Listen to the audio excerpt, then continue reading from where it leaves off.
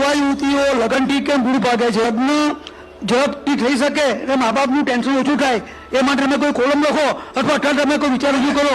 મા બાપનું ટેન્શન ઓછું કરવા માટે લગ્ન નથી કરવાના કે મા બાપનું ટેન્શન ઓછું કરવા માટે ઘરમાં થોડું ટેન્શન વધે? નહીં, ટેન્શનની વાત લગ્ન એટલા માટે કરવાના હોય કે તમને કોઈક ગમે છે, તમને એવું મન થાય છે કે મારે આની સાથે જીવવું છે, આની સાથે મારા સુખ દુઃખ શેર કરવા છે, આની સાથે બેસીને મારા જીવનના ભાવિ સંતાનો ઉછેરવા છે અથવા તો મારું વૃદ્ધત્વ પસાર કરવું છે.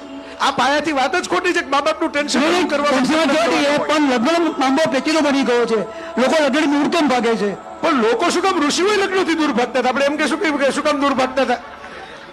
એટલે એવું જરૂરી નથી. પહેલી વાત તો એ છે કે આપણા સમાજ તરીકે સમજવાની જરૂર છે કે લોકોની ચોઈસ હોય, પોતાની ચોઈસ હોય. કોઈક માણસને કોઈકની સાથે જીવીને કંઈક કરવું હોય, કોઈકને સાથે જીવવા વગર આપણે ઊંધો સમાજ બનાવ્યો છે. જેને એકલા જીવીને કંઈક કરવું છે ને એમ બધા એમ પૂછે કરે છે તું લગ્ન કેમ નથી કરતો? જેને કોઈકની સાથે જીવવાનું નક્કી કરી લીધું છે બધા એમ કહે છે કે આ નો હાલે, અમે કી જ હાલે, આ નો હાલે.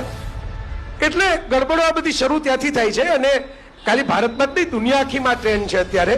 કારણ કે મોટી મુશ્કેલી એ છે કે આપણે બધું શીખવાડી દઈએ છીએ, બરાબર?